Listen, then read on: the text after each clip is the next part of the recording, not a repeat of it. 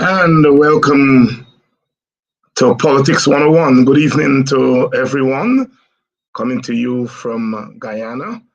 And welcome to you, our viewing audience. Those of you who are joining us from here in Guyana, welcome. It's a Thursday evening, and welcome to the people from Essequibo. Those of you there on the Essequibo coast, down the Pomerone, if you're joining us from there, Essequibo Islands. Those of you from Georgetown, of course, Georgetown, our capital city, east bank of Demerara, those of you along the highway, all the way up to Region 10, Linden, Ituni, Kokwani, welcome down to Politics 101. And the people from the west side, West Bank, West Coast, the East Bank of Essequibo, welcome to Politics 101. The good people of the Namstel, welcome to you. And welcome William, who is joining us from Toronto. And all of you people from Toronto, welcome. Audrey is joining us from the British Virgin Islands. The British Virgin Islands, welcome. Faithful listeners from Maryland, Silver Spring. I used to live in Silver Spring, and I still have my people living there in Silver Spring, my brothers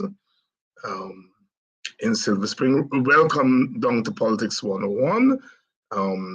Welcome Regana, who's joining us from London. Good London, England. I haven't been there for a while, but lots of our people there in London, England. Welcome to Politics 101. If you're joining us from Barbados, you're joining us from Trinidad and Tobago, wherever you're joining us from, welcome to Politics 101. The people on the East Bank. If you join us from Mocha, Arcadia, historic village, welcome to Politics 101. I notice the Member of Parliament, MP Nima Flu, Bess from Mocha, Arcadia, joining us. Wonderful people of Echoes, Providence, my friends and family there in Providence. Auntie Brenda, how are you doing? I haven't seen you for a while. Welcome to Politics 101. We don't get to come to the East Bank as often as we would like, but I know lots of people from East Bank are with us. Welcome down to Politics 101. On a Thursday evening, we are winding down the end of winding down the month of July, and we're going into August. Of course, August the 1st is the African Guyanese, African Caribbean New Year's Day, because it was on August the 1st, 1834, that the Emancipation Proclamation came into effect. Of course, our foreparents did not finally walk through the gates until 4 years later. 4 years later, in 1838, 4 years later, Politics 101, of course, will be observing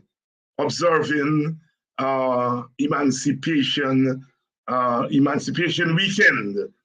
Emancipation Day, of course, falls on a Monday, and we start, of course, a long weekend, start observances from as early as Saturday. Tonight, we have two guests on, Mr. Elson Lowe and our own Mark Benchop. Elson Lowe, we're going to be talking to him about economics, and then we're going to be talking to Mark. Mark and I will be chatting later on about the visit Miss misspoke. The summons to Washington, D.C., the capital of the United States of America. The summons there of the president of Guyana and the vice president. We have learned that the vice president has come down with COVID. We wish him speedy recovery. He might not have been in a lot of the meetings, but the fact that they are in Washington. Washington, D.C. is no accident. The vice president and the president don't go to Washington and meet with the Secretary of State and of course the conversation between Irfan Ali and the Vice President of the United States. Quite interesting. She did not meet with him, she called him. And of course, both the Secretary of State, Antony Blinken, and the Vice President talked about inclusive governance, shared prosperity, and transparency. Now, that's what you call diplomatic language. But in our language, here in the Guyana and the Caribbean, we know when the Americans talk about transparency, or when diplomats talk about transparency, they're really talking about corruption. And when they talk about shared prosperity, they talk about equal distribution of wealth. And when they talk about inclusivity, they're talking about sharing political power, not monopolizing it.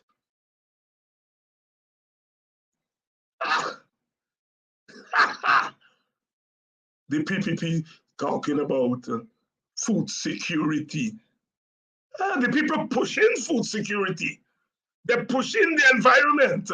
What they really want to tell you all is that you all not sharing the money equally. And you all must stop it.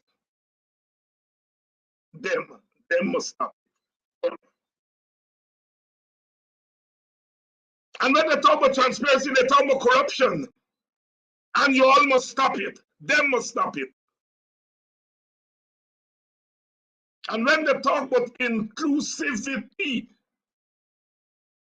they're talking about inclusive governance, whether it means sharing power or ensuring that the opposition has a say in decision making.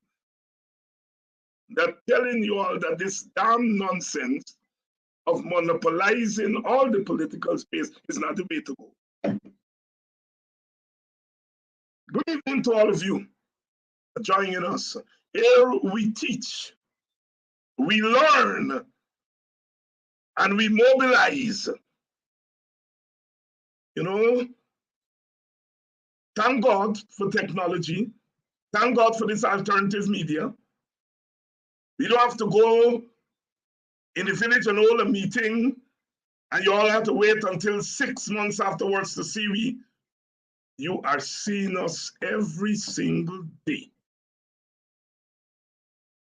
So we are mobilizing every day. Good evening, Sister Brenda Casey, who is a regular. So we are mobilizing every day. We are keeping ourselves mobilized, meaning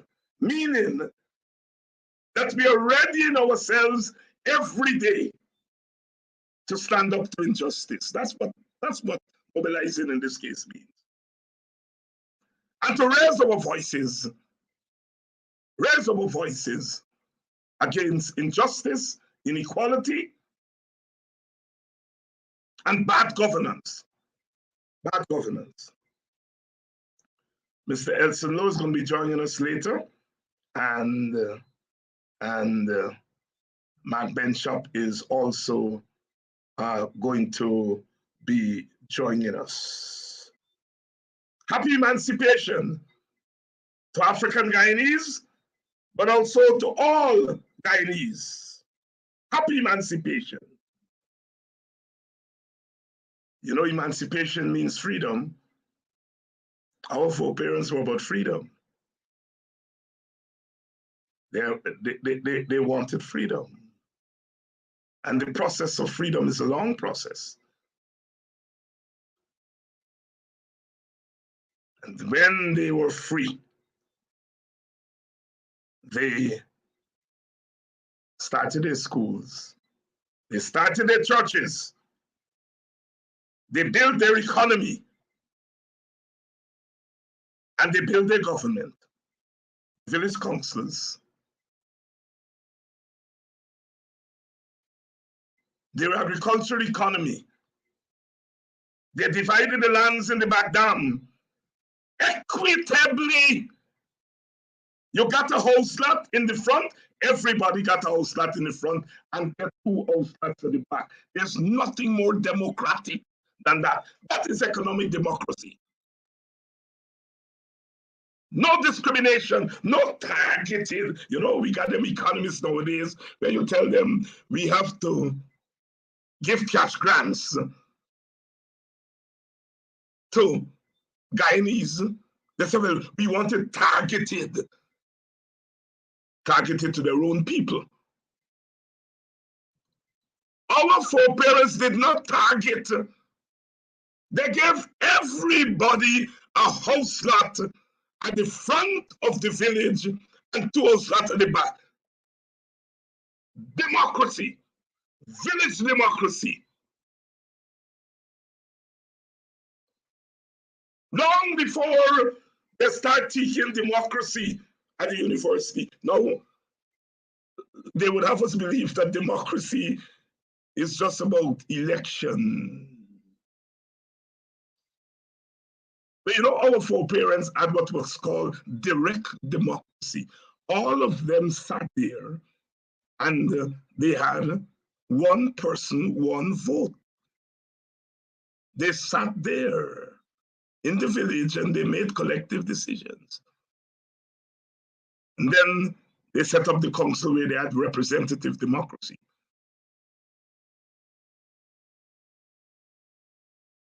So this weekend we are observing something very important. School, church, economy, government. That's what you call civilization. Transforming the wild coast where they bought and sell people and kill people into a civilized space. And today, 100 and something, 184 years later, we have a government in place that is uncivilizing Guyana. The Americans are telling them that. Corruption, unequal distribution of wealth,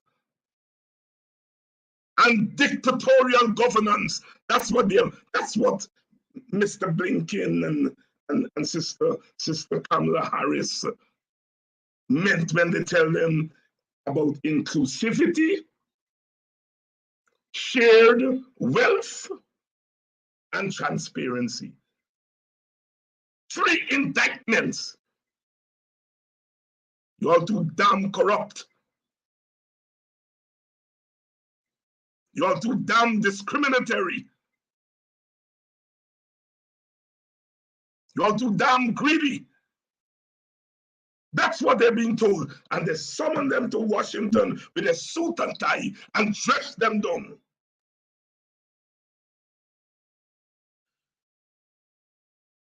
Hear me, hear me. The Americans doing America's work. We Guyanese got to do we work. We've been saying all the time. We know they're corrupt. We know they're distributing the wealth unequally. We know that it's a dictatorship you're up against. The lesson here is America and Europe and all the others, Canadians, A, B, C, E, and CARICOM and them, there's a lesson that they must learn about Guyana. And the lesson is, when you take the position of least resistance, that is in the context of a disputed election, instead of supporting Mr. Lowenfield when he said he could not certify the election as free and fair, that instead of supporting Mr. Lowenfield in nullifying the elections, you went and you installed one contestant. And when you do that, that contestant tell itself that it has an absolute mandate. They're good, and the other side is evil. And so they're governing as God.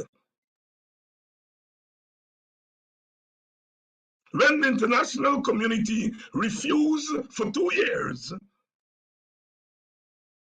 to do what the international community has always done, which is to serve as a check.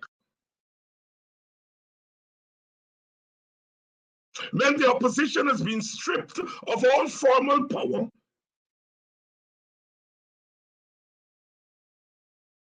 when the police has been politicized to serve and protect not the citizens, but the government and its friends, when you do that, you end up with corruption, unequal distribution of wealth, and dictatorial governance. On this program, we teach, we learn, and we put things in perspective. Political action and political decisions have consequences. We told them that what you were doing on March 2nd was a mistake. You will end up with a corrupt government, a discriminatory government, and a dictatorial government. We told them that. Don't do it. But they went ahead and do it. But God bless the Americans. In 2 years, they have seen the light, and they have now said to the PPP, well, hold up. We put you all in power, but your foot getting too big for your shoes. Welcome to Politics 101. Please share the link. We are here and we're doing what we are called upon to do. We are called upon to clean the wax from the ears of the government, to clean the boo-boo from the eye, to clean the snot from their nose.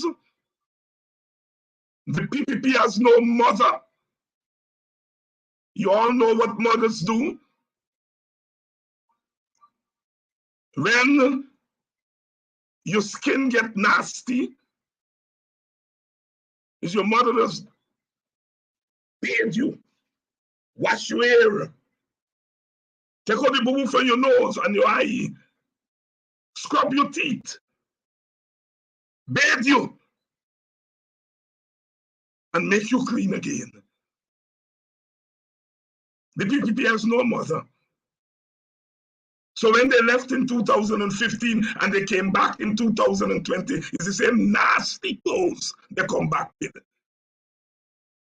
The same nasty nose, nasty mouth, nasty eye, nasty ear that they come back with. Then wash themselves and come back clean. They come back same way nasty. You all understand why I was calling that little boy a nasty little boy? They have no mother. They have no grandmother. They have no auntie to wash them out. So they come back with a stinking self. And that's what the Americans are saying. You're stinking to high heavens, stink of corruption, stink of discrimination. And they're walking about saying, oh, the people talking about environment and food security. So damn stupid. People making you a fool, and you're playing, you and know that they're making you a fool. They're pushing food security and so on in order to let you feel.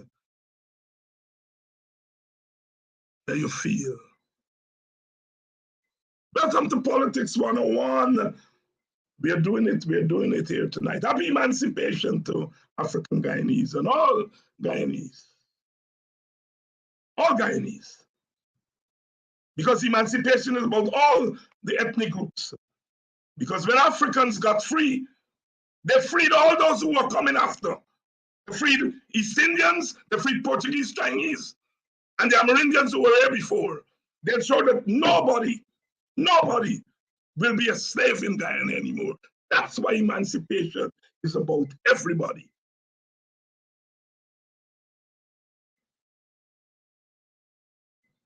Those who are pushed to the bottom, when they push themselves to the top, they lift everybody. I'm not talking here about black superiority. I'm just saying black is beautiful. I'm just saying black is beautiful. And when I talk about beautiful, I'm not talking about some nice hair and nice face and some. I'm talking about the beauty of love. I'm talking about the beauty of freedom. Black is beautiful. The burden always falls on us.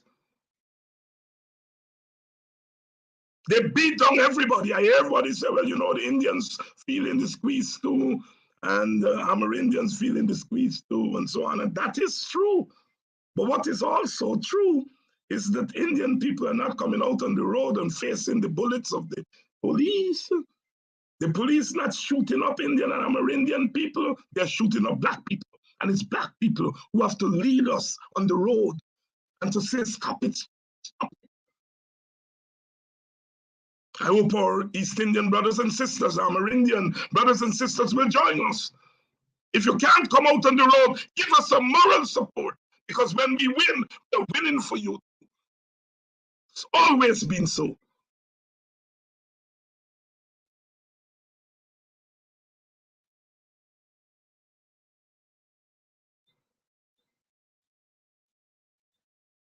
So emancipation is for all of us, all of us, all of us, all of us, all of us. I hear the others saying, why the Americans scolding anybody about anything, let the Americans look in their own backyard. Well, you all weren't saying that when the Americans were pushing your government into power. You all were saying, build a statue to the Americans, build a statue to Sarah and Lynch. Now that the Americans in you all know one for back of them. You can't want it in bacon cake. You can't want sucking and no this at the same time. You're too damn. They will say, you know, when they charge Sherrod for saying trench crapper, they will now charge me for saying damn. Well, I know the difference between DAM and DAMN. Yeah, they're telling me I'm vindictive because it said the president. The man called me a joke, I call you dunce, and they say I'm vindictive. The man called me a clown, I call you a dunce, a little boy, nasty little boy. They have no mother!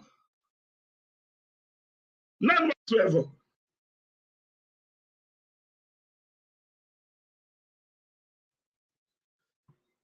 None whatsoever. Tell you what, I think Mr. Lowe, who is supposed to join us, seem to be having some difficulty in getting in, and I don't know why. I don't understand why. So this is what we are going to do. This is what we are going to do.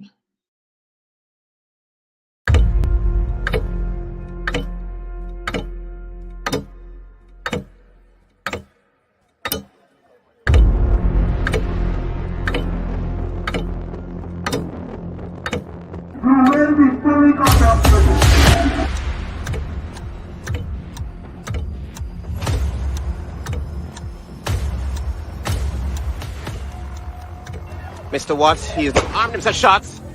Watch it. Tear gas. Live rounds. Also, I can see that.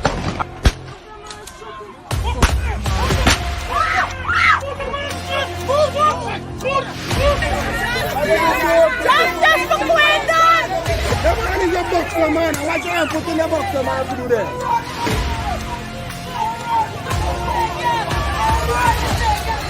But since my cousin there, no, you come on the East Coast. You listen to me. Right? No, you come on the East Coast. You listen to me now. You gotta listen to me too, man. I am listening to right? you. Now, I see you on the East Coast. The day when they get a protest of them, the next day, that's when you see one bigger heads come up to talk to my family. Right? And that's bad. If we didn't do a protest, we want to see nobody for justice. I'm not holding back nothing. I'm not holding back nothing. I just need justice for my family.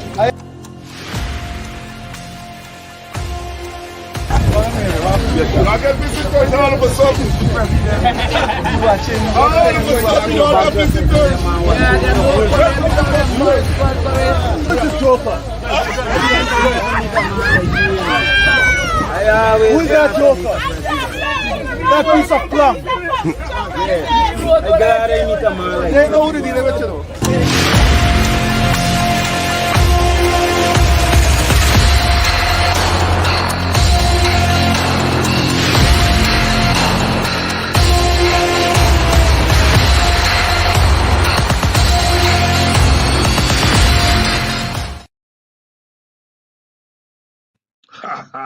Welcome back to Politics 101. You all hear the man call me a joker now when I answer the man. He tantalizing, but I turn truth in. You know, you say to tantalize and turn to truth. They say I'm vindictive. He tantalizing. When I tell you turn to truth that he's a damn dunce, they're begging me, oh, stop, Dr. Hinds. You're too vindictive. You're not like Walter Rodney. Walter Rodney wasn't vindictive. You do vindictive. The man called me a name. I call him back. You know, I'm dunce. I used to play card when I go home from school.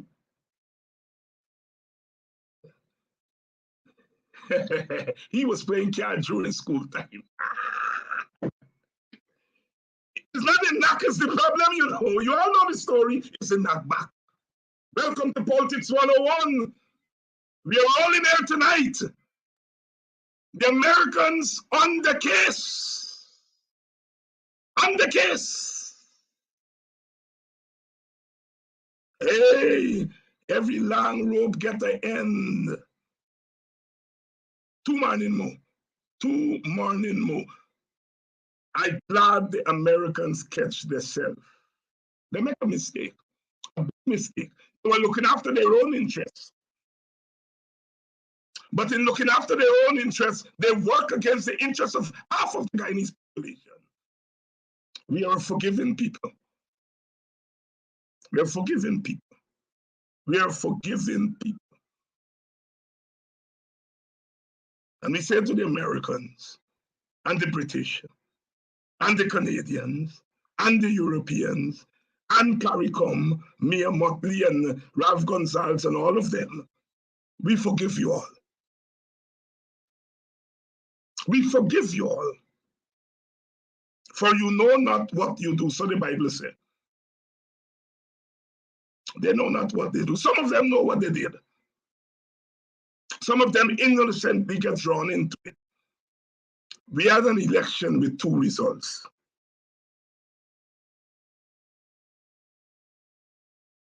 the forensic results that went into the box, saw what's in the box, and then say how the votes get into the box. And realize that a lot of the votes got into the boxes fraudulently. And then there was the result that counted the fraudulent votes in the box. 40-odd boxes with no statutory document, scratch it out. So many thousand people who weren't here, they vote, people vote for them, scratch that out. Dead people vote for them, scratch that out. People walking on election day, you get 40 people walking on election day and 240 voting, scratch that out.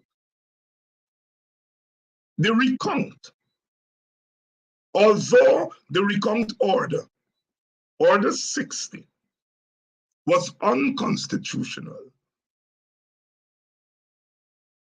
it brought out the fraud.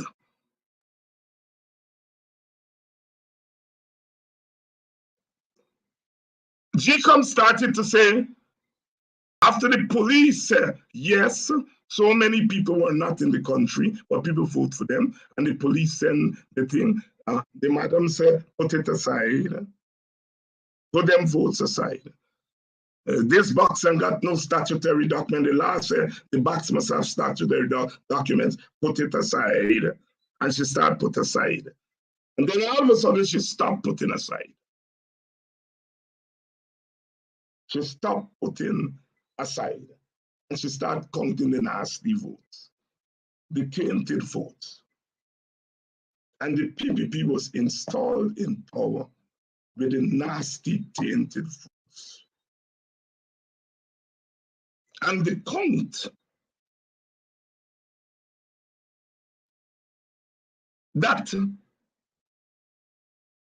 separated the nasty vote from the clean vote, they ignored that count. They said, carry it a petition. And now we carry it a petition, they're hemming and eyeing. They don't want the petition to come. They don't want the petition to come. They don't want the petition to come. They're doing all again because the petition will show that they are in office fraudulent. Here is their excuse. Well, the number of people that the police claim who were not in the country but voted, but 10 of them say we were in the country, so the police count at 10 more. What about the rest? Even if it's one of them who was in the country and people vote for them, that is Stephen and Robin.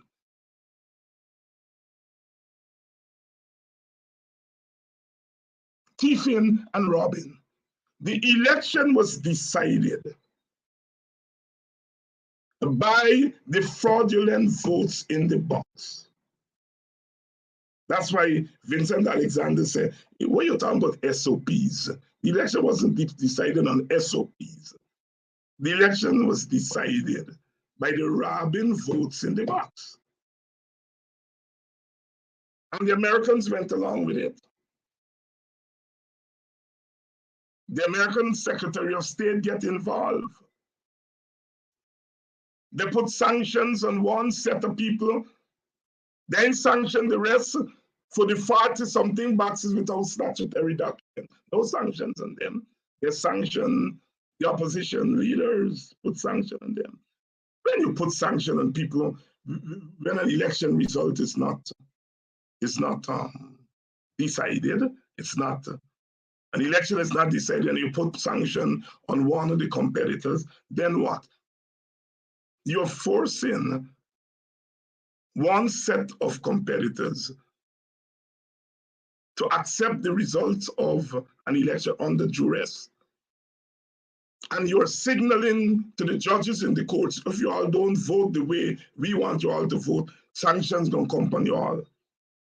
And you're signaling to GCOM chair and others, you better do what we say or sanctions coming on you.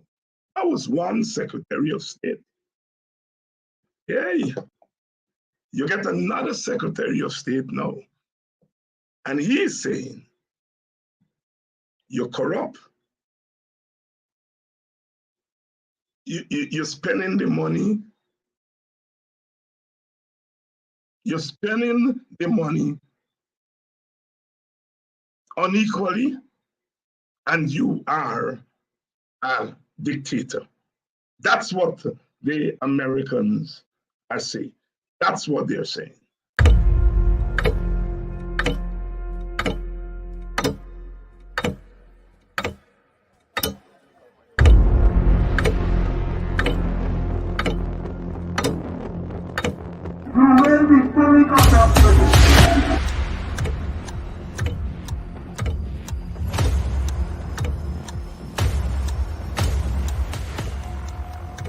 Mr. Watts, he's armed himself shots.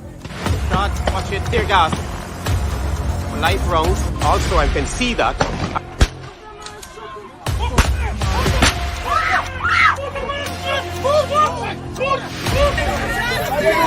Justice for Quindon! The man is a boxer, man. Why you ain't putting the boxer, man, to do that?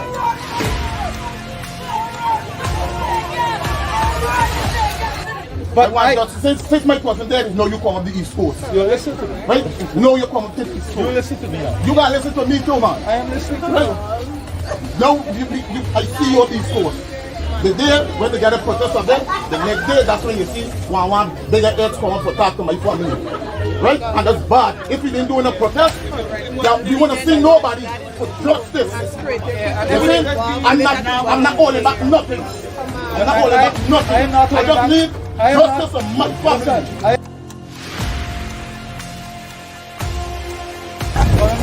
I get visitors all of a sudden. All of a sudden, you all get visitors. This is Joker. Who is that Joker? That piece of plum. They know who to deal with, you know.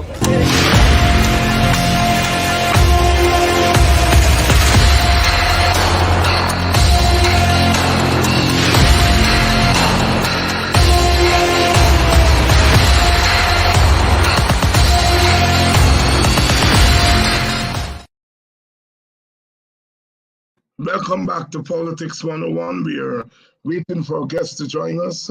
Mark Benshop is supposed to be joining us. Elson Lowe, who apparently is having some technical difficulties, is supposed to be joining us.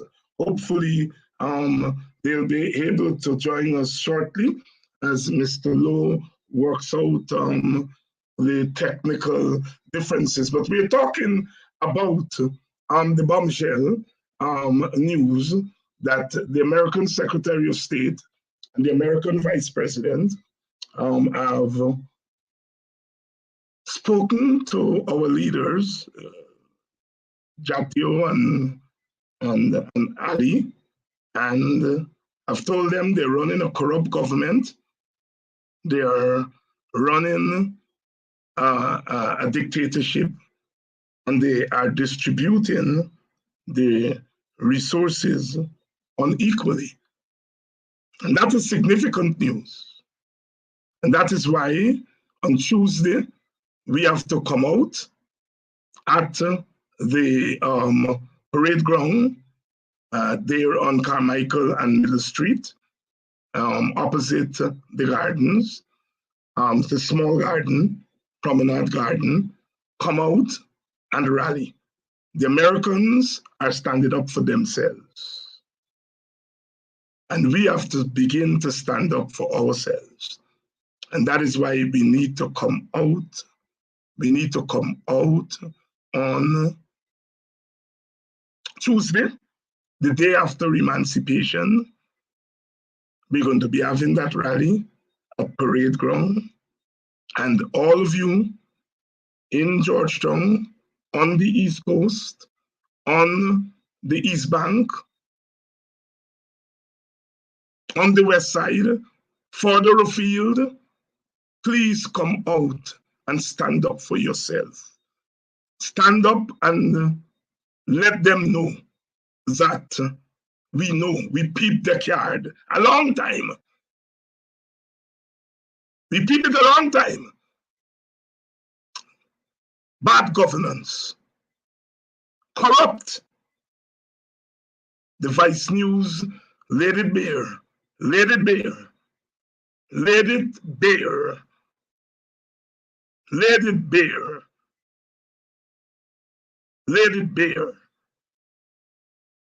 So we need to come out on the 2nd, because they would have the temerity to celebrate 2 years of being installed. And we must have the gumption. We must have the courage to come out and to say to them, no, it's been 2 years of terror, 2 years of dictatorship, 2 years of all kinds of atrocity, all kinds of atrocity. And so there is nothing to celebrate. There is nothing to celebrate. There is everything to protest. Everything to protest. They've shut out the opposition. Now look what they've done. They've not given the members of parliament due process. They've not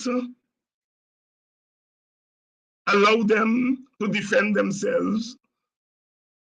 And in the middle of the night, in the dark of the night, just as they shot those people at Linden in the dark of the night, just as they shot the people at Golden Grove in the dark of the night,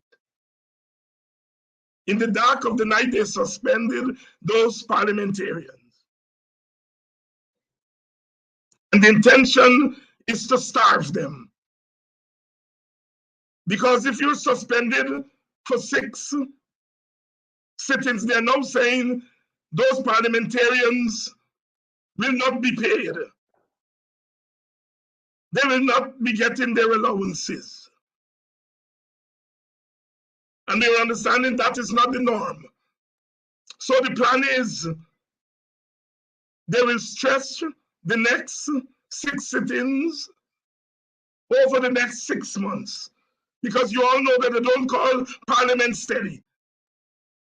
And the plan is to stretch it for another 6 months and deny those people 6 months of their emoluments, 6 months of their pay, 6 months of their allowances. That is what these demonic people have in mind. And they're talking about discipline. If you want to discipline people for behaving badly, you can discipline them in many ways. But you are disciplining them by taking food out of their mouth.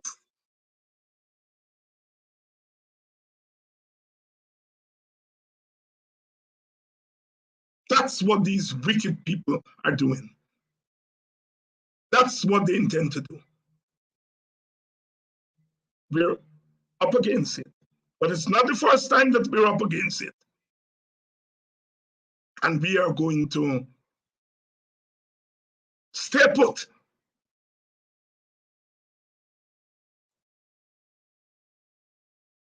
Here is Mr. Lowe. Finally, we have gotten over all the little technical orders. He's here. Mr. Elson Lowe, good night. Hi, good night, good night. Good to be on. Good to see you.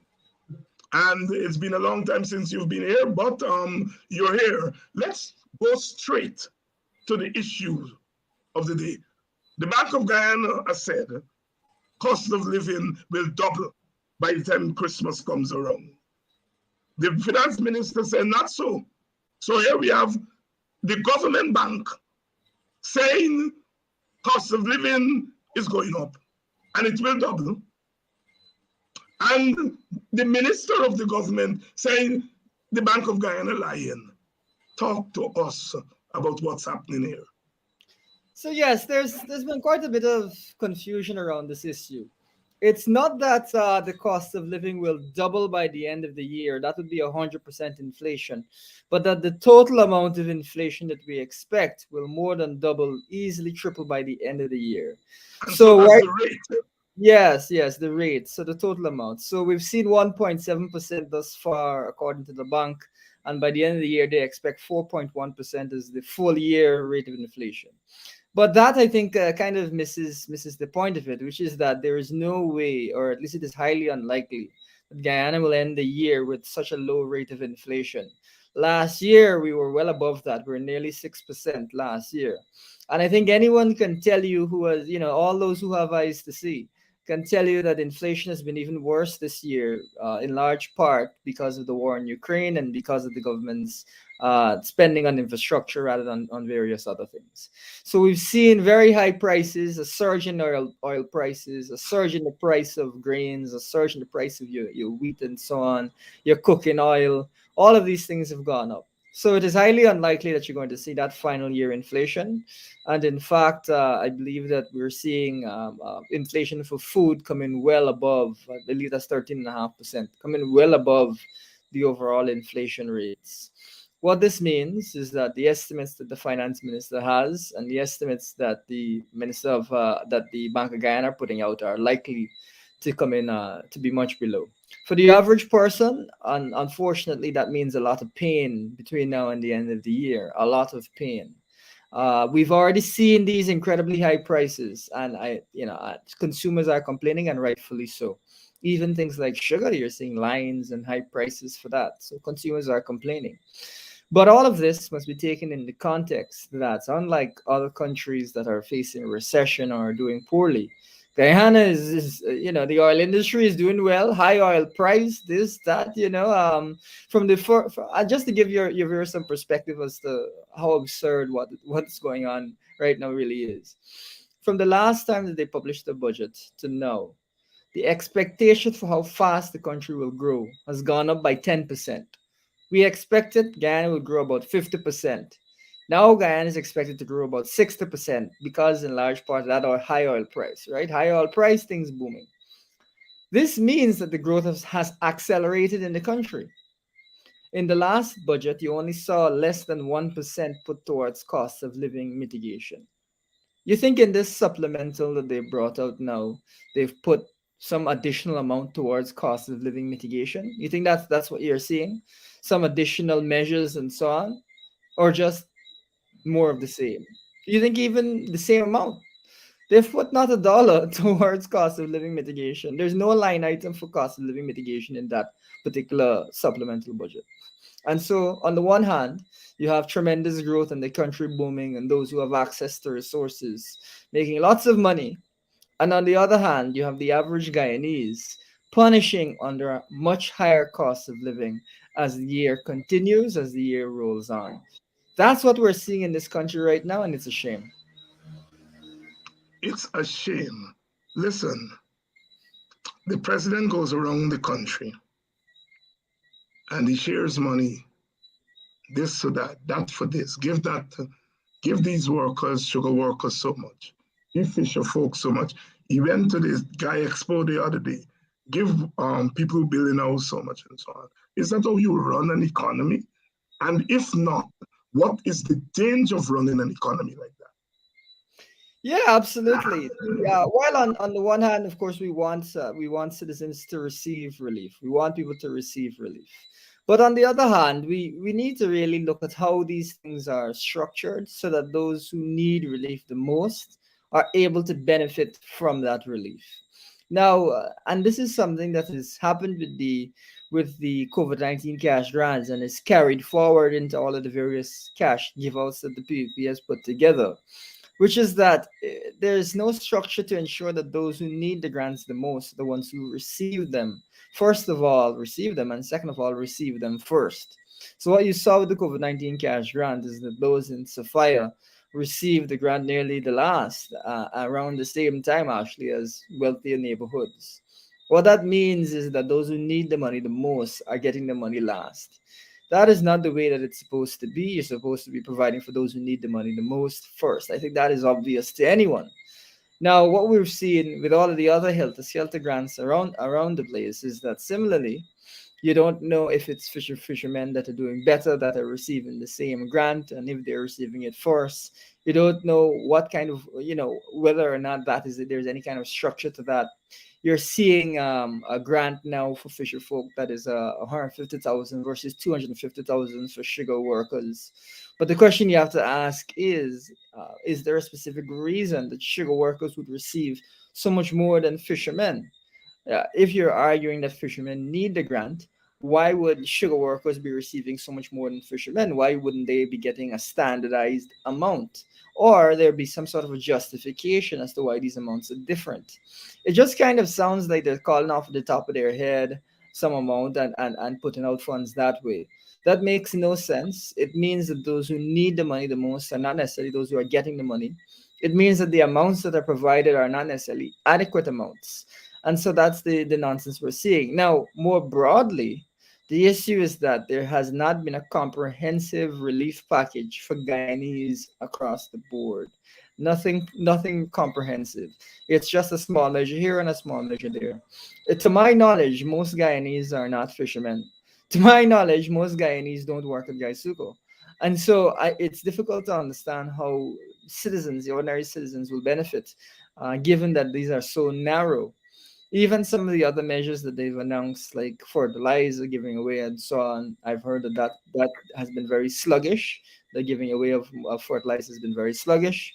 They've talked about planting wheat as a way to lower the price of flour at the market. But to my knowledge, we've not produced a single grain of wheat so far. Some of these things are just comical. Maybe at some point they'll be able to produce wheat, but the core of the issue is that's even at the earliest harvest that would be next year, and it's not clear that there'll ever be a commercial harvest of that. Instead, they needed to give some sort of a relief. They needed to focus their incentives on farmers, helping them to buy new equipment and expand new lands and so on. We've talked in the PNCR about grants to these types of farmers to help them to expand their production, lower their costs, and bring costs down overall. So, yeah, when you have a helter-skelter policy like that, what happens is that the average person doesn't benefit. One or two people and groups might benefit, but the average person does not. We've put forward very comprehensive, very specific policies, and those we believe would be far more effective than this nonsense. Let me ask you pointedly, when you have that kind of, as you said, scarum kind of attitude to the distribution of resources, doesn't it increase the possibility for corruption? Yeah, well, the thing about these one-off grants is there's no monitoring mechanism, no standard mechanism to make sure that these grants are being dealt with the way that they should be dealt with. We don't know if the right people received funds, if the wrong people received funds. And in fact, with the flood relief grants and with the COVID-19 cash grants, there were a lot of allegations. There were a lot of allegations of corruption. I believe that we have not yet received the Auditor General's report on the COVID-19 cash grant, despite it being almost 2 years now since that program was implemented. We've even seen the government admit in the course of the Fisherman's Grant that there was some fraud in the provision of the flood relief. So they're well aware that there is fraud. They're well aware that there's fraud. But these one-offs, first of all, I don't think they're serious about, the government is serious about dealing with fraud. To my knowledge, nobody has been charged with fraud in the cash grant system. I don't know if you know of somebody who's been charged with fraud over these cash grants. That's one thing. The second thing is that, without a proper mechanism to monitor and audit, you're always going to get these types of problems. We believe that, and the coalition, has advocated for more structured way of dealing with this. PNCR has said that we need to have salary top-ups, which is going to be a regular provision where you get a lecture on your salary from the government to make sure that you're above the poverty line are living comfortably in the country. That's one area. That, of course, will allow us to properly monitor to see how the program is doing over time, and of course allow us to tie it to things like making sure that your children attend school and so on. Basic things that can have great benefits to the country. We estimate that there's going to be a very big difference between an economy that's driven by thoughtful policy making versus an economy that's driven by these kind of random one-off things that in any case are themselves insufficient. Let's shift to the oil front. Exxon has struck twice in recent times. The debate, of course, continues about a better contract, about holding Exxon accountable. Bring our viewers up to date on where we are in terms of the oil industry. Give us a comprehensive overview of where we are now. The floor is yours. Yeah, well, there's different ways to look at this. Of course, one way is to talk a bit about the oil contract and renegotiation and so on. But the other end of things is to look at Exxon's production, to look at their finds. Of course, they found oil again, and to kind of recognize that Exxon is pumping a lot of oil and is ahead of schedule with many of its projects. Now, I'll give you an example. Next year, we're going to see another project come online, which will be another 200 and something thousand barrels of oil a day produced.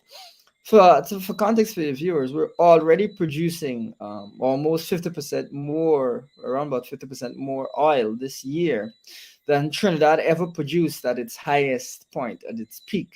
We're producing far more oil than that. And then next year, we're going to have even more. So next year, we'll come close to, if not already exceeding, doubling what Trinidad did at its highest points. What this means is that there will be revenues available. There will be revenues available. Of course, there'll continue to be conversations around the contract. We'll see how those conversations evolve. But, and this is something that I think is not clear to the average Guyanese, without renegotiation, there will be huge funds available. So separate and apart from that. So we should not be waiting on renegotiation to see people's lives improve. This year, the government expects between $1 billion and $1.5 billion US of revenue. 13 oil lifts. 13 oil lifts. That's a lot. You know, if you have 100 million US per oil lift, if you have an oil price of 100 million, that gives you an idea of the amount of revenue that the government is going to be getting. If it's 10 oil lifts and each is 100 million US that you're getting from it, that's already $1 billion US. So that should give you that's 200 billion Guyana dollars right off the start. That should give you an idea, therefore, of the enormous resources that the government is having, has at its disposal now, and that it will have it at its disposal going forward in future years. So I think it is time for Guyanese to demand much more from the government than what they're receiving. What they're receiving right now is unbelievable to the point of it's a bit of a tragedy.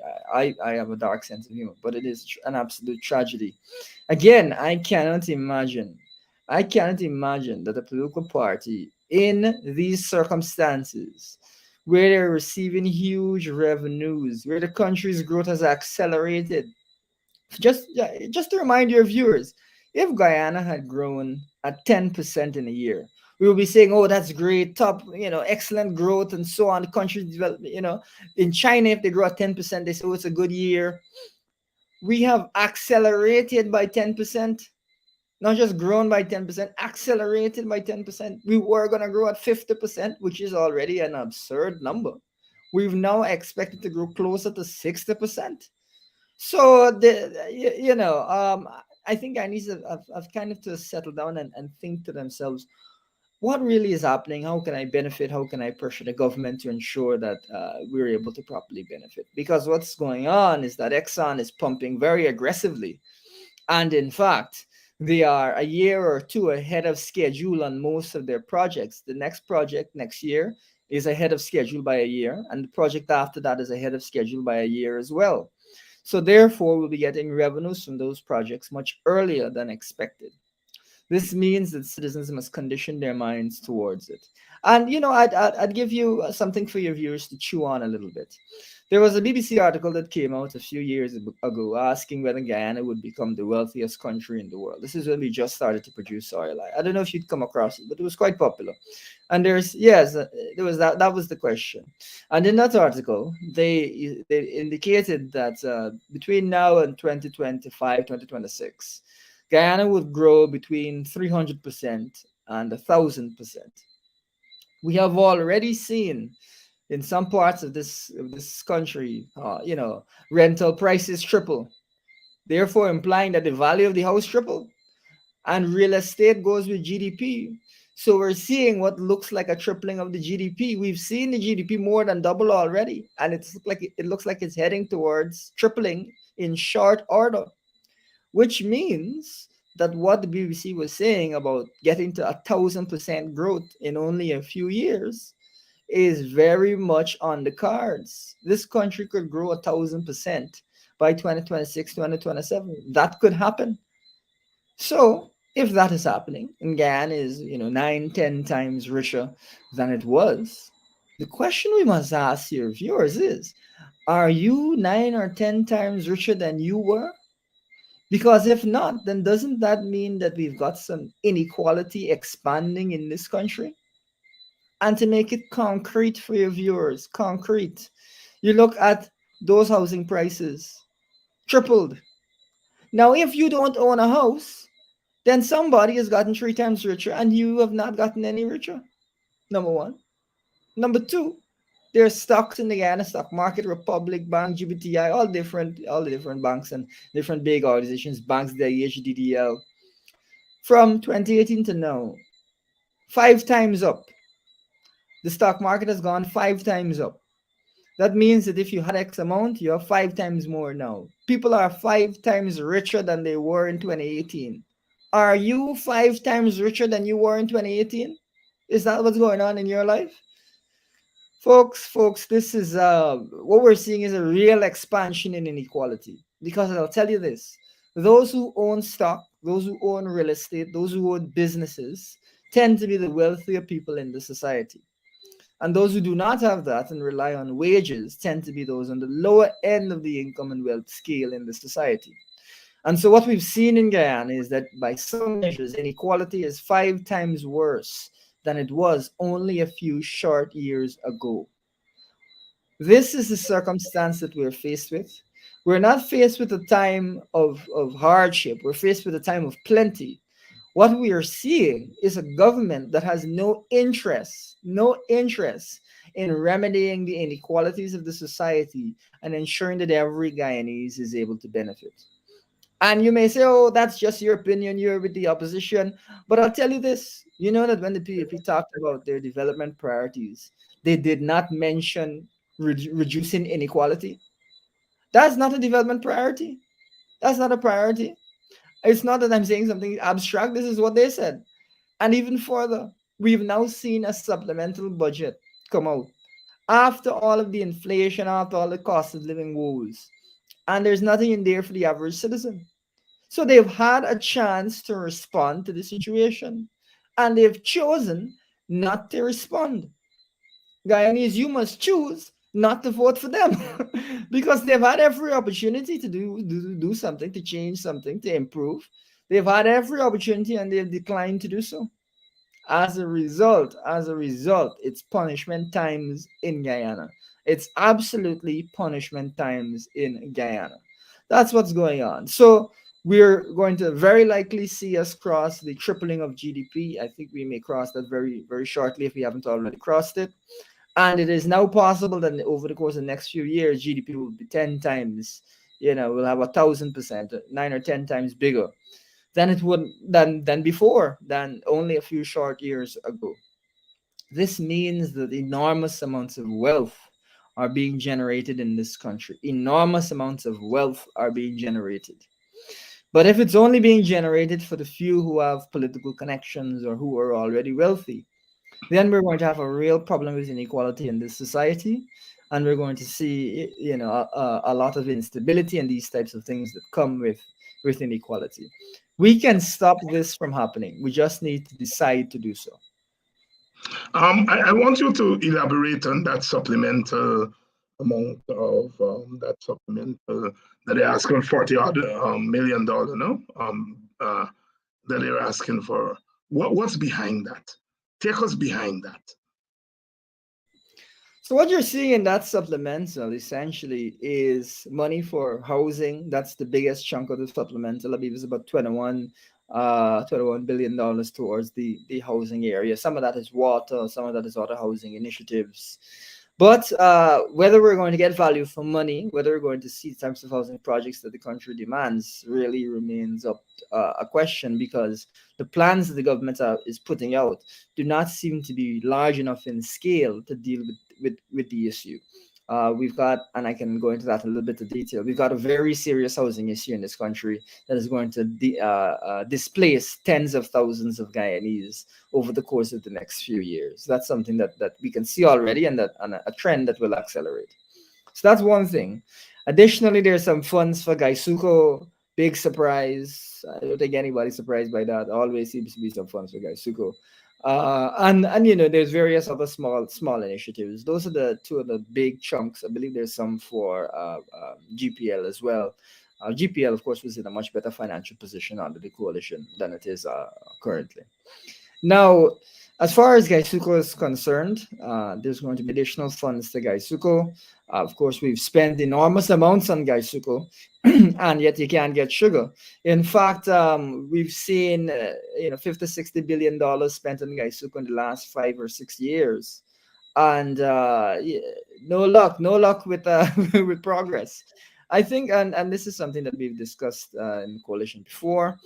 We need to see retraining at Gaisuko. We need to see retraining so that these Gaisuko workers can get higher income jobs in the oil and gas industry. A lot of them have skills that will carry over easily to the oil and gas industry. And I think without a real focus on this, not a small scale focus, but a large scale focus, what you're going to do essentially is you're going to be trapping Gaisuko workers in a lower income job. Anyone who says to you that we have to continue on with things as they are at Gaisuko does not have your interest at heart as a Gaisuko worker. They do not have your interest at heart. What is in the interest of Gaisuko workers is that they be trained and they be re-equipped for the new economy, because there's going to be tremendous change. We've already started to see it, and we're going to continue to see tremendous change. That's what needs to happen. We've spoken about the $5 billion that was put aside for Gaisuko, and I believe in the last budget being put towards training. It was not put towards training. We would like to see. Thanks for the compliment there, Mr. Ian. We've not seen that being put towards training. That's where it needs to go. There's going to be a Port Morant facility developed to train people eventually. That's what they're starting to work on now. I don't know why this facility wasn't in place since the first budget. That should have been a focus early on. Now we're seeing something, and even then, it's only 1,000 people or so that will be trained. Whereas, you have several thousand Gaisuko workers that really need to be refocused. We are developing as well within the coalition comprehensive plans to deal with Gaisuko, to ensure that Gaisuko workers will have employment, will be able to benefit from good salaries, for sustainable salaries, will not have to have job insecurity and these types of things, have to go striking all the time in order to get what it is that they expect to get. We're going to ensure that that's not the case, because we have comprehensive plans. However, it is not that our plans are more of the same and sugar, forever and ever, but our plans are to move Gaisuko workers into other areas of the economy where they can earn more and do better. We've got to move forward, and I've previously stated that if it's up to me, I will rename Gaisuko the Guyana Oil and Gas Training Center, and I will cease the conversation around sugar, and I will move the conversation to Gaisuko workers, the oil and gas industry, and higher salaries. That's the conversation that needs to be had, and I don't understand that anybody wants to be living in a situation where the corporation is declining, you're not getting paid, you have to strike every 2 mornings. That is not a sustainable situation. And right now, Gaisuko has produced its lowest ever sugar total for the first half of the year, lowest ever. So things are not looking good at Gaisuko at all. So that's one element of the budget that they put out. But what to me is most glaring about this budget is the absence of proper measures. The absence. Even when they put aside some funds for the hinterland communities, those funds are on the capital, not on the current. So it's not Oh, salaries or cash handouts. Maybe they're going to do some trickery, but that's not what I'm seeing. That's for buildings and so on is capital. Buildings and maybe some boats and those types of things. That's what capital expenditure means, not current expenditure, which is salaries or handout cash grant and so on and so forth. So I'm not even thinking that the hinterland communities will get any proper cash grants as much as they are listed in the budget. So we're going to see where that goes. But again, the budget is glaring for what it lacks. If there was ever a time for there to be a budget that provided some supplemental assistance to Guyanese, now is the time. The country is booming. The growth rate has accelerated. We've seen Exxon pump and pump and the oil price be at an incredibly high level. And on the flip side, we're seeing costs of living go through the roof, rising straight up. Some of the graphs, when you look at them, the prices have gone straight up like a skyscraper. So this is the perfect circumstance in which you would want to provide some relief to people. But that's not what the government doing. That's the opposite. That's the opposite of what we're seeing. The opposite. And so as a result of that, I think we're gonna have a gloomy rest of the year for Guyanese. We haven't even talked about public servant salary increases. That's another area. I'm curious to see what they're going to do this year, because with a higher inflation rate, they really need to do more. But I think that is perhaps folly, and that it is they're not going to do anything in that regard. We've even said, the PNCR has even said this. We need to have payments to public servants from an earlier stage, from this same half-year mark, because of the urgency of the cost of living situation. So we needed to compensate public servants earlier on. We must remember, let's take a step back here. We must remember that there was an entire war in Ukraine which was unexpected and which produced incredibly high prices on a wide range of goods. First of all, it sent your wheat price up. So flour went up 15% immediately, boom. Then cooking oil went up because cooking oil is produced in these regions. Then gasoline prices went up. But gasoline prices going up will also cause other goods to go up because they rely on transportation. So when you're carrying your goods from the market, from the farm to the market, that is a situation in which your prices of your greens and everything would be going up. Fertilizers as well, the prices went up. So these are a wide range of problems that was generated by the Ukraine war, something which was not being discussed when the national budget was first put in place. So now, to my understanding, a supplemental budget is supposed to be for unforeseen events. Unforeseen events. This supplemental budget is focused on housing and focused on indigenous affairs and so on. Those things were unforeseen. Whereas what was unforeseen was that there would be a war in Ukraine. That is what's supposed to be in the budget. I mean, this is unbelievable. First of all, they waited so long to actually produce a national budget. They waited so long to produce a supplemental. The war in Ukraine started several months ago, and they waited so long to do anything. And then now when they come with something, it has nothing inside it to properly deal with the issue. This is this is unbelievable. But you could probably say that the reason they waited so long is because they knew they weren't gonna do anything anyway. That's what you could say. I think Guyanese have every right to be furious, to be annoyed, to want to get rid of this government as a result of this. It is, yeah. Dansham Sukdeo says, I'm a PPP supporter. I voted for the PPP and I still support them. But they're not explaining to us why there is a shortage of sugar. Can you ask Mr. Lowe to explain to us why there is a shortage of sugar? Yeah, I think there are three main reasons. One is, of course, that we've had a flood last year, which has caused difficulties with the sugar crop. The second is that we've had the Iflat estate stop grinding sugar because they had a part that was down, and that took for many months they weren't grinding. And the third is that you've had general mismanagement by the government. I say that because ultimately, if you're pumping billions of dollars into Gaisuko so frequently, how can you have the corporation not be performing? It needs to be performing. You even had the government pull in all the different Gaisuko managers and so on the other day at State House. So they pulled in all these managers and they gave them a good long talking to. They've invested money. They need to see more. Right after that, you've now got a sugar shortage, right? So the government pull in all the managers for Gaisuko, tell them that they have to do better. And what was the result? Anything good? No, it got worse. So I don't think that they can make any claim that they know what they're doing when it comes to Gaisuko. That's the first thing. The next thing is, the government broadly cannot make that claim. The next thing is, yes, we understand there was a flood. However, as a result of there being a flood, one of the reasons for their, given that there was a flood, is that they reduced the target of Gaisuko by a third, basically to deal with the fact that there was a flood and we expected less sugar production. That's one area, one of the reasons. Of course, there's other reasons, but that was one of the reasons.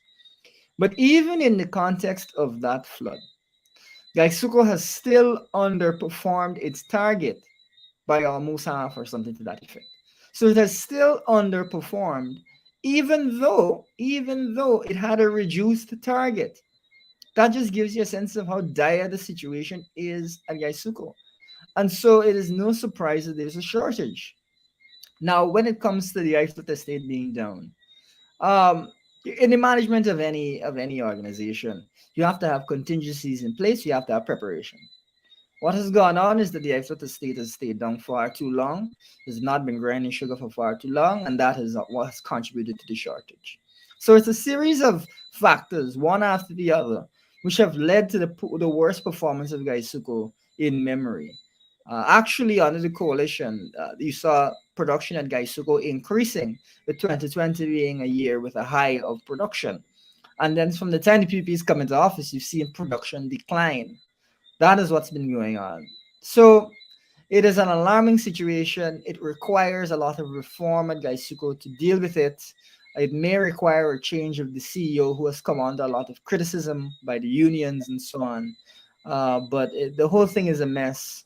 I wish that there were one easy, simple answer as to why Gaisuko is underperforming right now. But it's a series of missteps by a wide range of folks in the PvP that's leading to this.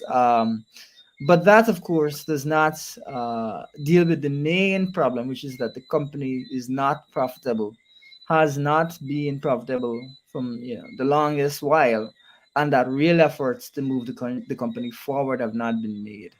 I think that what needs to happen is a shift towards different means of production and a retraining of Gaisuko workers so that we reach profitability and so that those workers can earn higher salaries. Those workers can earn higher salaries. Joseph Winslow is saying here, I'm a PPP supporter. I voted for the PPP, but I'm ashamed now that before the world, the American Vice President and Secretary of State are charging our leaders, our government, with corruption.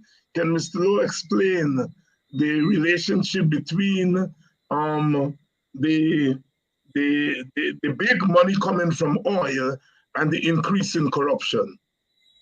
Yeah, well, absolutely. First of all, oil is a tricky thing, because what happens is that there's a concentration of wealth in the government because the government is now able to get all these oil revenues.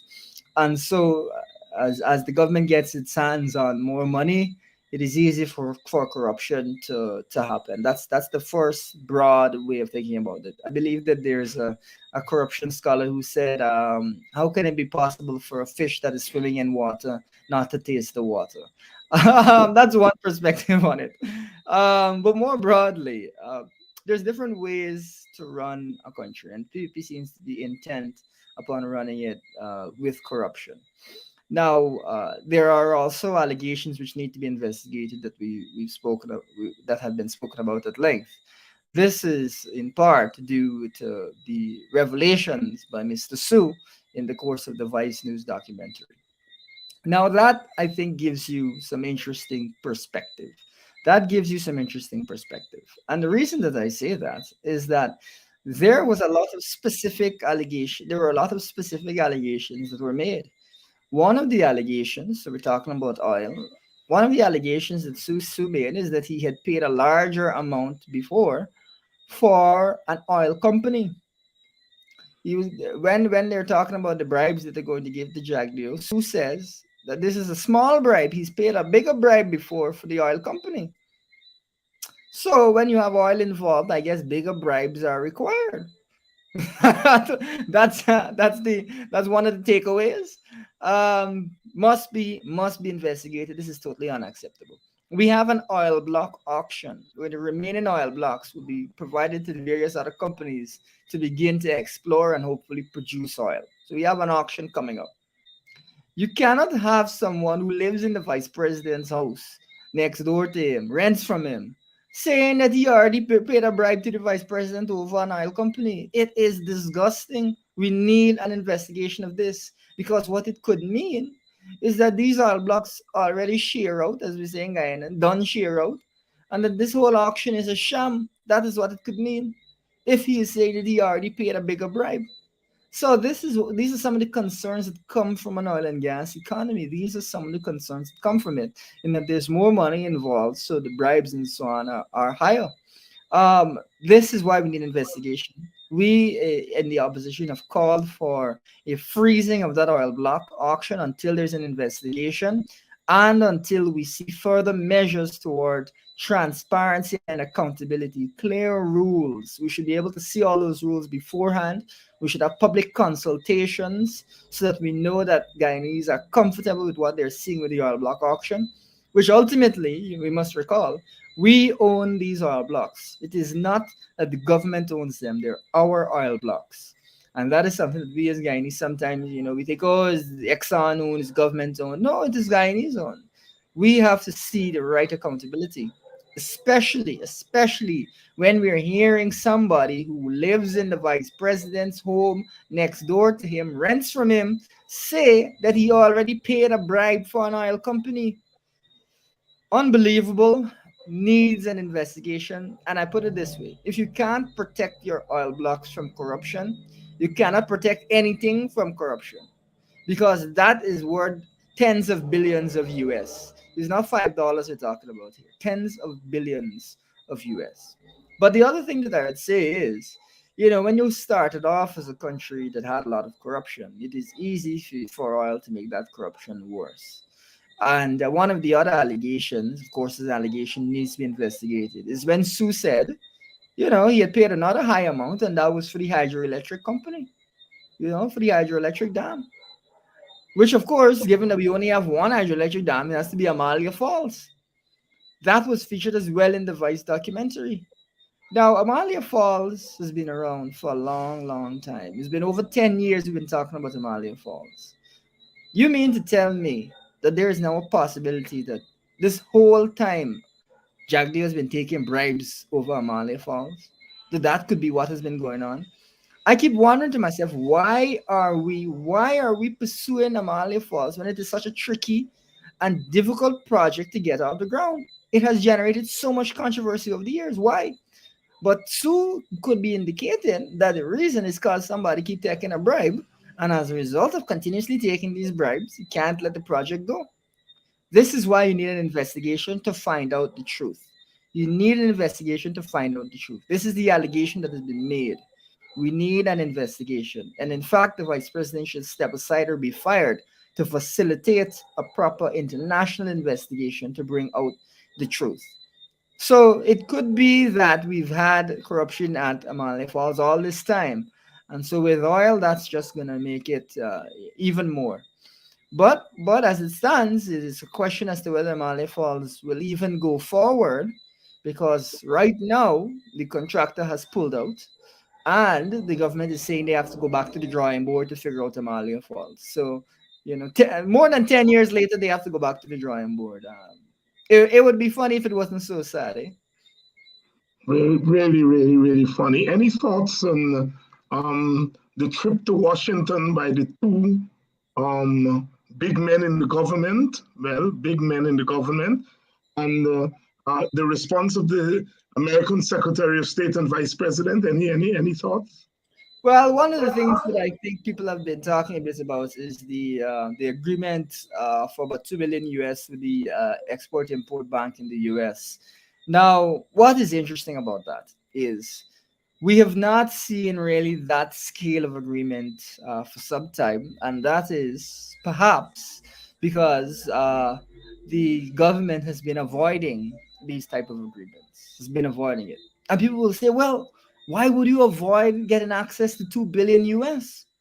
But in the US, unlike many other countries, not calling names, but unlike many other countries, there's this thing called the Foreign Corrupt Practices Act. So that if US companies borrow from that money, or the government borrows from that money, hires US companies to do various works, and bribes are involved, people will go to jail. The FBI will be investigating it. There will be serious consequences. So they've been dodging it all along, and now they finally had been dragged. The U.S. has dragged the foot to the fire to get them to take U.S. funds. So whereas some people seem to be celebrating it as this big victory, this big progress that's been made, rather it is that their feet have been dragged to the fire, and they now have to deal with the funds that you can't, or it's difficult for you to thief from. That is what's really going on, because there's strong legislation that deals with corruption in the Foreign Corrupt Practices Act. That is with jail time involved and so on. So that is what is really going on there.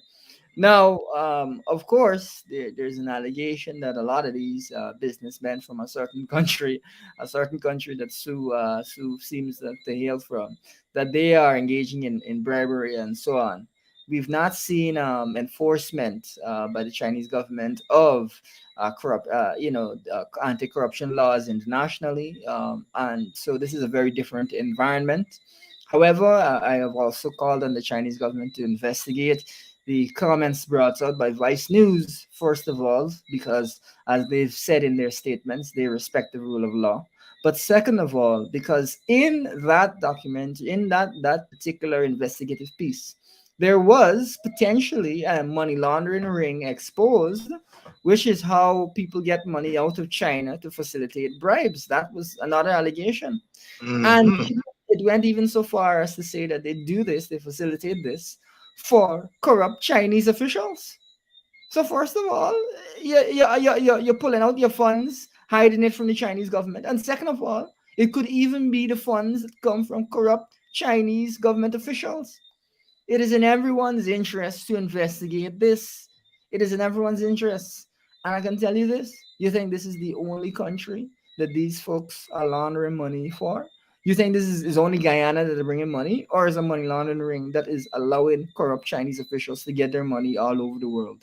Yeah, because that is very possible.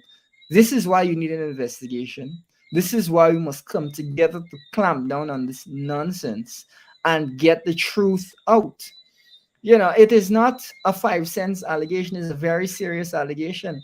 We've had trouble in this country before when it comes to money laundering allegations. We've had trouble when Guyana has been blacklisted. We've had trouble where Guyana has been considered as part of the drug trade and money laundering connected to the drug trade. All of that has happened. What we are seeing is essentially an allegation that there is a parallel banking system that allows people to get money into Guyana to facilitate bribes. That is not acceptable. Those are serious allegations that need to be dealt with seriously. Need to be dealt with seriously. Elson Lowe, the young economist, very eloquently explaining for us here this evening what's going on in the economy, the spill-off and spin-offs of bad governance of the economy, explaining to us the linkage between our own economy here and the economies of other countries, such as the United States, and of course, his prognosis, if we continue the way we are going, it's going to be bad for the working people, the ordinary people in Guyana. Elson, as we come down to the end of this program, any closing thoughts? Thank you. I would just draw your viewers to a couple of things. First of all, we've put out a proposal for basically gas prices to be brought down and inflation to be brought down by taking some of the additional oil revenues that we've received and using them to compensate suppliers to keep the prices down. That's something we've put out. And the reason that we've put it out is twofold. One, we want to ensure that the gas prices are not allowed to escalate and that the cost of food that's connected to that is not allowed to escalate. But two, we have a commitment to ensuring that Guyanese benefit broadly from what are the booming oil and gas economy. That is a commitment that you only see on the opposition side. There is no commitment from the government to ensuring that all Guyanese benefit because they have not listed as one of their development priorities reducing and keeping inequality low. They're happy to have huge levels of inequality, but only a few benefit, and you, the average Guyanese, do not. That is a key distinction and something that you must recognize. And now, when you look at that supplemental budget, where the country's growth is accelerated, where money is being made, over $1 billion US of oil and gas revenue, you look at that supplemental budget and you see nothing there for the cost of living crisis, the most important issue of the day. You can understand that there's a very different approach here. There's one group which is quite genuine and has put out proposals that are quite appropriate, dealing with the inequality issue, dealing with the cost of living issue. And there's another group which, by their own omissions, both in terms of what they say their priorities are and in terms of what you see them present as their priorities in Parliament, their spending priorities, has demonstrated that they do not care about these types of issues. Okay, cool. Since they don't care, we must make them understand the consequences of not caring. And that may be at the ballot box, and that may be through various other pressures or protest actions or so on. But the point being, we must find ways to pressure the government. We must find ways to pressure the government to ensure that Guyanese more broadly are able to benefit from the growth of our economy. It cannot be, number one, that is only the wealthy people benefiting, and number two, that is getting worse for the average person. That's not what we signed up for when we discovered oil, and it is not going to be acceptable going forward. It is not going to be acceptable going forward. Elson Lowe, economist and political commentator, thank you so much for coming on tonight. And thank you very much for having me. Thank you. And to your viewers, I want to say happy emancipation.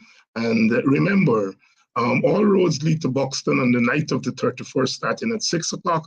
We're going to be having our Emancipation Festival there. Headlining our activities, the Yoruba singers. Come on down to Buxton.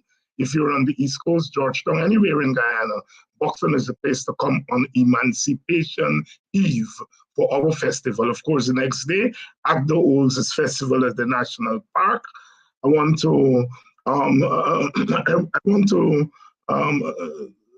apologize to the various communities that have invited me to speak on the night of the 31st. I don't leave Buxton on that night as I'm integrally part of the 1st of August movement and the organizing of the activities there. So I want to apologize. A couple of communities have asked me to come on Emancipation Day. I think there is an invitation from West Berbice, and so most likely I'll be in West Berbice on Emancipation Day. Sorry, Emancipation Eve, I don't get to leave Boxing. And then on Tuesday, all roads lead to the parade ground in Georgetown. Big rally called by the joint opposition parties. Our party, the Working People's Alliance, is there, and we're asking you, wherever you are in the vicinity of Georgetown and further afield, please come out for that big rally. The advertisement will keep trotting out over the weekend. So there we have it. Lots to do as we celebrate the African New Year on the 1st of August. You've all been very good. I want to thank those people who have contributed to the Buxton emancipation activity. Brother Yuri, who got sugar for us, all the people who've contributed in other ways, materially. Sister Gloria, thank you for your contribution. Brother Ozia and Sister Philippa, all of you, some of the names I don't remember now, who helped to contribute. You've put smiles on the faces of those who are organizing the Buxtonian event and on the faces of the people in Buxton. So thank you all again. Thank you so much. And thank you for keeping faith with Politics 101. And thank you, Joseph Winslow and the other PPP supporters who came here to be enlightened. We are always happy to enlighten you, even though you don't agree with us politically. We have been teachers even when we were enslaved, and we continue to be teachers, those of us on this side of the political aisle. And we welcome good students to our classes. Politics 101 is where it is every Tuesday, Wednesday, and Thursday. Happy emancipation to African Guyanese in particular, but to all Guyanese. Because as I said earlier in the program, emancipation is for everybody. Brother Mark has had difficulty in coming on tonight. He is traveling, and so where he has had some difficulty. But certainly next week, we will have him on to give his perspective. Good night. August morning, come again. August morning, come again. 1st of August, come again. Let's celebrate